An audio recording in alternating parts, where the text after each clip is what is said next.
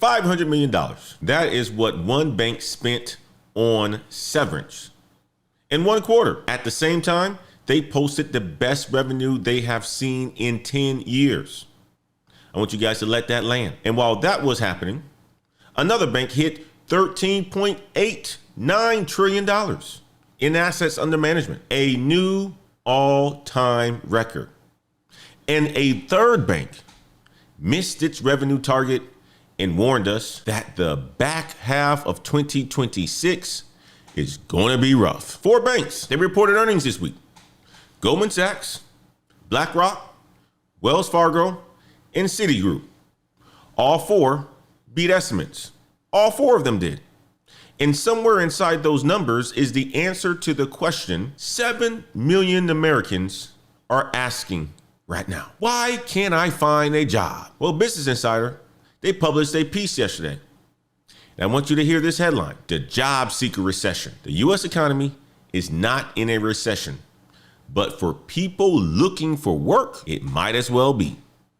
Same economy, 2 completely different experiences, depending on where you stand and where you are standing. Today, we're going to break down what is happening and, more importantly, what you can do about it. This is the Daily Climb. Let's look at the data. We're going to start this show off talking about bank earnings. All right. We're going to hit at the higher level bank earnings.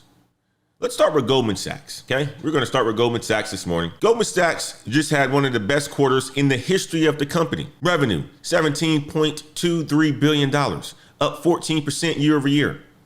Equities trading $5.33 billion, up 27%, which is a record. Crazy, huh? Advisory revenue up 89%. Now, the CEO went on record about AI this week. And this is a line that you need to hear. He said, AI is expected to, quote, remake processes and create more capacity for growth. That's what he said. Remake processes.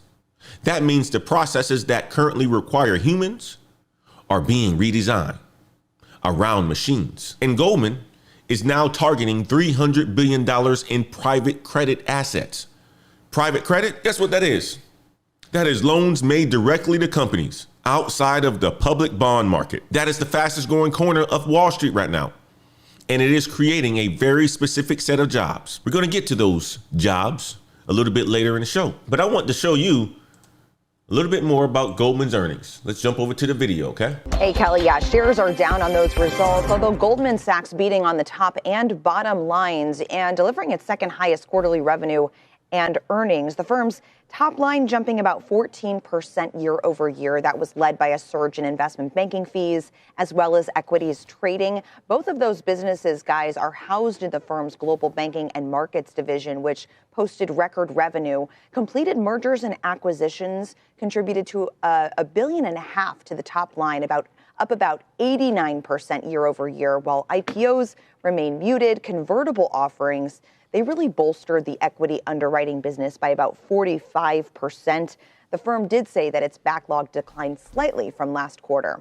The volatility from the first 3 months of the year was a boon to Goldman's equity trading division, which gained 27%, and that helped offset some of the declines around trading in things like interest rates and mortgages and credit. That FIC group missed estimates by nearly $1 billion.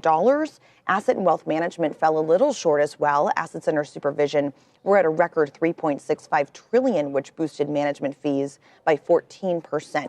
Headcount at the firm was unchanged from the end of last year, but total operating expenses jumped about 14%, which the firm says is due to better operating performance. In the statement, CEO David Solomon describing the geopolitical landscape as, quote, very complex, and we'll, of course, be listening in for more color from him when that analyst call begins in about 2 hours' time. You heard it, crushing it even though we are in war. Crushing it even though you don't have work. Absolutely crushing it. Let's go to another one. BlackRock. Let's talk about BlackRock. $13.89 trillion in assets under management. A new all-time record. They pulled in $132 billion in ETF inflows in 1 quarter. But here's the part that matters for your career. BlackRock committed $100 million to train 50,000 skilled trades workers over 5 years. $100 million. They're going to be training electricians, HVAC technicians, pipe fitters, and iron workers. And this week, we also learned that utilities across America are on track to spend $1.4 trillion on capital expenditures by 2030. Duke Energy alone, $102 billion, all to power, guess what? AI data centers. You know what AI cannot do? Wire a building. You know what AI cannot do? Install HVAC in a server farm. You know what AI cannot do? Lay pipe, work on a crane. The richest asset manager in human history just told you where the labor gap is. I want you guys to type trades in the chat if you ever considered a skilled trades job or you're considering it right now. You know, eventually, you know what's going to happen, right? There's going to be such a demand for skilled trades. And there's going to be such an influx of skilled trades people because they're going to lower the requirements because they need new people. Or they're going to import. That's what's going to happen. Okay. When there's such a demand like this and many people aren't going that direction, they're putting the money out there to make sure that it's enticing you. But if people aren't going that direction, they're going to lower the requirements because they need more people there. Now, before I keep moving on, real quick, if you are watching this show this morning, and you do not know your AI risk zone, you need to know. I put something together called the 2026 Career Protection Playbook. It is free. It gives you your AI risk zone, the 5 skills that actually matter right now, a 30-day action plan, a weekend plan with 5 specific moves, and a Daily Climb newsletter delivered to your inbox at 11:30 a.m. Central, Monday through Friday. Everything that we cover on the show delivered to you in a single email. The professionals who survived 2026 are not the ones who are waiting for permission. They are the ones who's building career insurance right now. That is nextgenheights.com, okay? Link is in the description. Go to the website. It is $0, so there's no excuse not to grab it if you haven't grabbed it yet. All right? If you want it, type playbook in the chat. Cam will drop a link. Let's go to Wells Fargo, some of your guys' favorite bank. I know you guys like Wells Fargo. My business account is at Wells Fargo. Bank with JP Morgan, Bank of America, and Wells Fargo. And I can tell you this, I like JP Morgan better. Just my personal experience because how they treat you.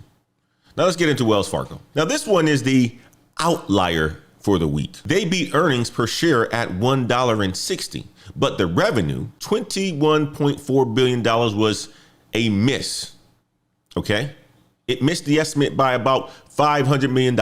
And then management said something that every working American needs to hear. They warned that higher energy prices could slow consumer spending in the back half of 2026. Gas prices right now, $4.13 a gallon, national average.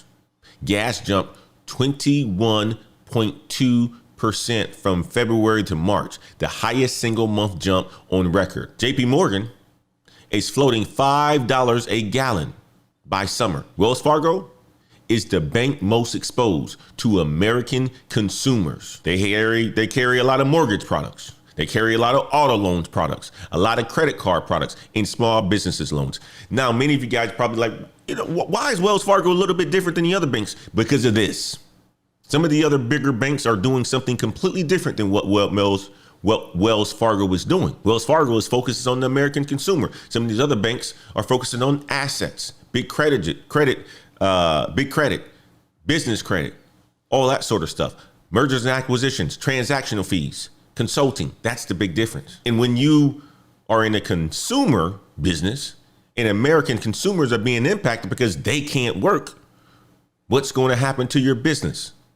It's going to suffer. And that's what's happening at Wells Fargo. When the most consumer exposed bank in America, or bank in America, misses revenue and warns about the second half, that warning has some teeth to it. It has some grip to it, okay? They're telling you what people are feeling. They're telling you by their miss that people are not doing good. Pay attention to the data. Let's jump over here to Wells Fargo announcement right here and see what they had to say. And joining us fresh off the earnings call, first on CNBC, is Wells Fargo CFO Mike Santomassimo. Mike, welcome back. It's good to have you. Hi, Sarah. How are you doing? I'm doing well. Trying to figure out what the story here is because, I was listening to the call and reading some of the remarks. Charlie talked about sort of steady growth in all the parts of the businesses and good underlying fundamentals. Do you think the market is is missing something here? Well, look, I think on any time on earnings day, the stock could be up or down. But what we just stay focused on is delivering on the plan that we set forth. And I think what you see in the quarter, and we tried to summarize this in some of our materials, is just good growth in really every part of the business. The momentum is starting to pick up across a lot of the key variables, that drive sort of not only the earnings in this quarter, but also the growth that we should expect to see over a long period of time. You see it in the consumer space, where auto originations are double what they were last year. Credit card originations up 60%.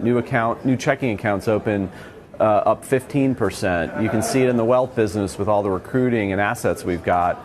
You can see it in sort of the commercial businesses with, markets revenue up 19%, banking up 11%. We're seeing good growth in new accounts and loan growth and deposit growth in the commercial bank. And so those are the variables you want to continue to see quarter after quarter, and I think that'll add up to a lot of growth. And you couple that with really good expense, containment again in the quarter. And I think that gives you good operating leverage as you look forward. And so I think we continue to be very excited and just focused on sort of the organic growth opportunities we have there. And I think you see some of the progress, each quarter. That's the CFO of Wells Fargo. He's selling. He's doing a pretty good job at talking about some of the good things they've done, but they still missed, okay?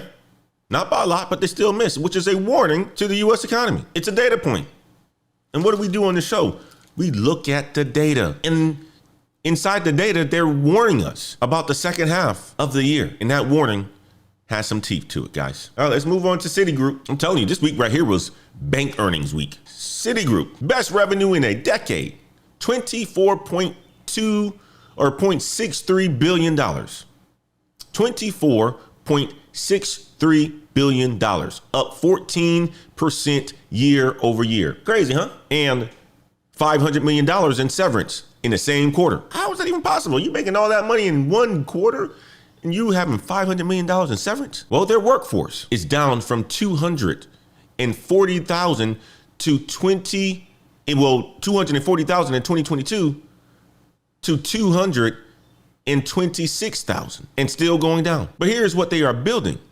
They're building IT headcount, growing from 48,000 to 50,000. So the bank is making more money because it has fewer people. But the $500 million in severance is the cost of that transition. Let that sink in. Think about that. It's making more money, right? You got this big severance cost, and you see where they're picking up more people. They're picking up more people in the IT departments. So the lower level workers being automated. They're being phased out. They're being put on, warn notices. And you have to compensate those individuals over a good amount of months, depending on how long they have been at your company. So you get a nice little severance package, right? How many people did Citigroup plan to lay off in 2026, if you guys recall? Put it in the chat if you remember. I remember it being 20,000. 20,000 people. $500 million in severance. Increase in IT. Isn't that the AI play we've been talking about for a while? I remember sitting here on a Saturday morning Patreon call after Cam, Lieutenant Cam, who's in the chat right now, built an app. And it was something that was enterprise grade. And we were talking about how apps and how vibe coding are going to need the support of other people to support it. Because let's just say I build that app and we implement it, put it inside of a company. I can't support that 24/7. Well, you're going to need IT staff is what I said was going to happen. You're going to need additional people in IT to support these applications that's being vibe coded, these new tools that's being developed. What are you seeing Citigroup do right now? What are you seeing what's happening to their profits and their revenues? It's going up. Let that sink in for a second, guys. You're seeing the AI play out in front of you in real time at a company like Citigroup. 20,000 layoffs, one of the best quarters, best years in decades, and $500 million in severance.